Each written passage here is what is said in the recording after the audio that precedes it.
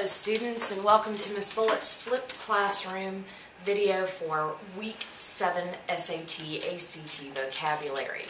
The objectives for today's lesson are: 1. I can learn to use the Frayer concept model to learn my vocabulary. 2. I can learn my Week 7 SAT ACT vocabulary. And 3. I can study my vocabulary. That'll be up to you to do later after this video. To begin with, the first thing that we need to look at is the Frayer model. How does it work? What does it do? In the Frayer model for vocabulary, your vocabulary word goes here in the center. Your definition goes up in this top corner. Your characteristics of this word go in this corner. Examples, and these would be examples that you know from your life, not from anyone else's, so my examples may not work for you, but examples that of this word that you know will go here, and non-examples, opposites of that, will go here. So let's give it a try. Our first word for this week is mundane. The word mundane means to describe something that is ordinary or common. It's used to describe something normal. So, traits or characteristics of mundane would be, it would be normal. It would be something that you see every day or very often, and it would be something that is regular. Examples for me would be people walking, brushing my teeth, going to school. Non-examples would be things like flying elephants or seeing a bear walking on the streets. Those are not normal things, so they would be the opposite of mundane. Our second word for this week is nonchalant. Nonchalant means being calm and casual about something. So some traits or characteristics of this would be relaxed or not worried. So other words and examples of nonchalant would be chill, relaxed, calm, or acting normal. Opposites of that, non-examples, would be if someone were upset, anxious, worried, or scared. So someone who is nonchalant will be chill or relaxed, calm, or acting normal.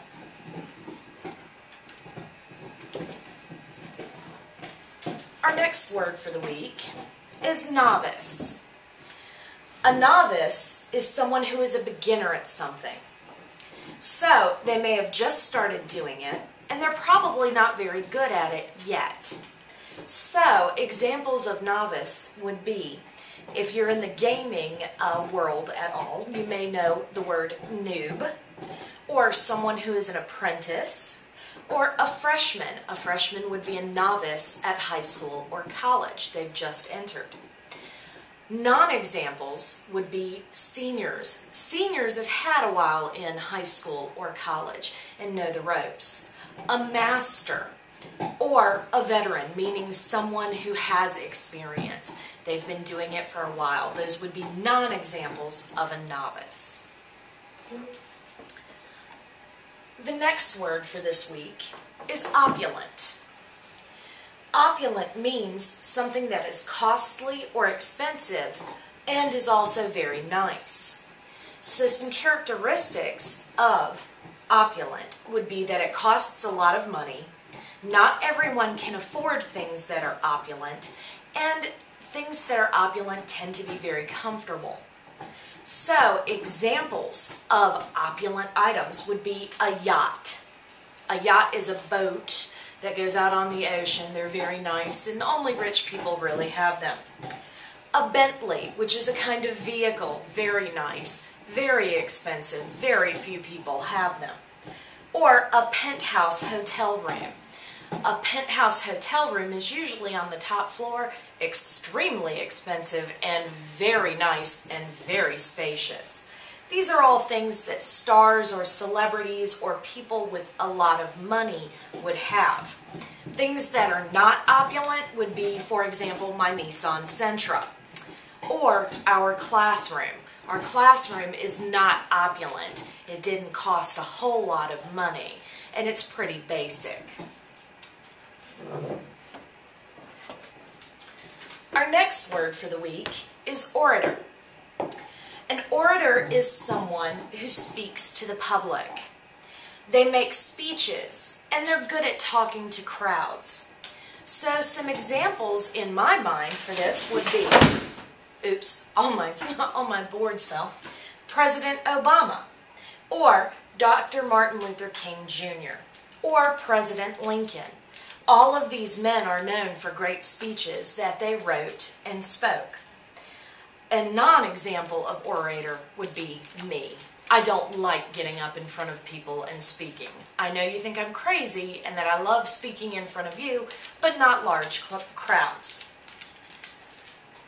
Our next word of the week is ostentatious. Yes, that's a hard one to say. Ostentatious. It means something made or used to show off how rich someone is. Now this one is different than opulent.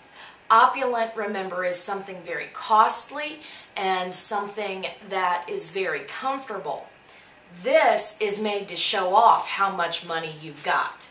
So it costs a lot of money, it's very flashy, and it's something that's out to get attention. So some examples of ostentatious items to me would be big, crazy, iced out jewelry. Think something like what Gucci Man would wear. Or perhaps a gold toilet paper holder. I figure if you have enough money to make sure that your toilet paper holder is gold, then you really are looking to be ostentatious and show off how much money you have. Non-examples would be things like living in a small house, wearing simple clothing, or the lifestyle of the Amish people. Our next word of the week is parched.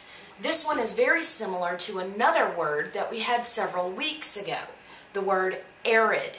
In fact, they're synonyms, meaning they mean the same thing.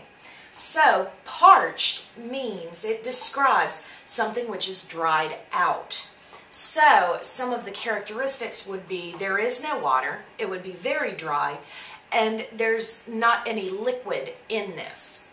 So, examples of a parched place or a parched person would be the desert, a dry riverbed, or also me when I'm thirsty. I consider myself parched.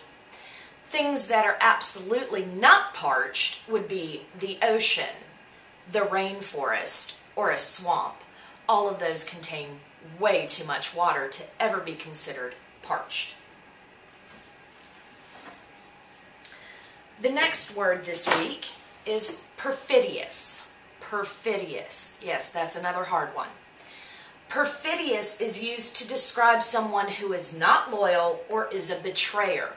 Think someone who stabs you in the back. So, some of the absolute characteristics of this are going to be the fact that they are not loyal. It's someone who would betray you, someone who's only worried about themselves, and someone who's a double crosser, okay? So, some examples of these might be Judas, Brutus, and Cassius. Brutus and Cassius are the reason we actually say stab you in the back, because Brutus was talked into stabbing his best friend Caesar in the back by this guy Cassius. So they were both betrayers, shame on them. Some people or animals who are not perfidious, in my experience, are my dog Murphy, my dog Wilby, and of course my husband. They stick by me, so there's no way that they are perfidious.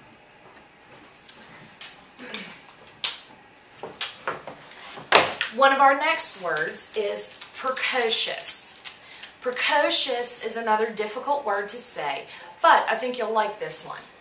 Precocious is used to describe someone who is smarter or more talented than they really should be for his or her age. So, some characteristics of precocious are going to be that the person is young and that they are really being very good at something when they're really too young to be that good at it. So, some examples of this might be, for example, Mozart. Mozart wrote his first full-scale opera at the age of 12. Most 12-year-olds I know couldn't even play an instrument in the opera. So I would say he was pretty precocious. Also, perhaps my young cousin, when she uses curse words, she learned kind of early how to use those. So she was definitely being precocious. Someone who is not precocious at all, who's a non-example of this, would be Wilby. Wilby has not learned things more quickly than what he should. In fact, he has taken longer to learn things. So he's the exact opposite of precocious. This week's last word is pretentious. Pretentious. We've had words like this one before.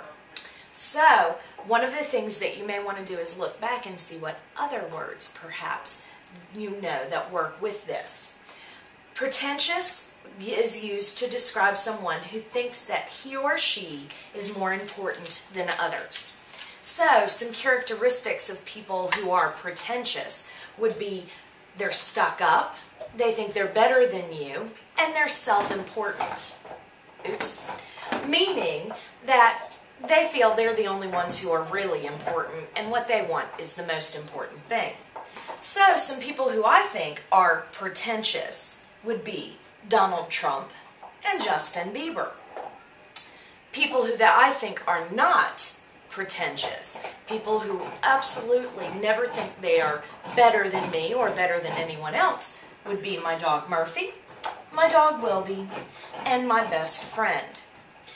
Again, you want to make sure that as you are filling these in, you are making sure that these examples and non-examples are things that are from your life, not just things from mine.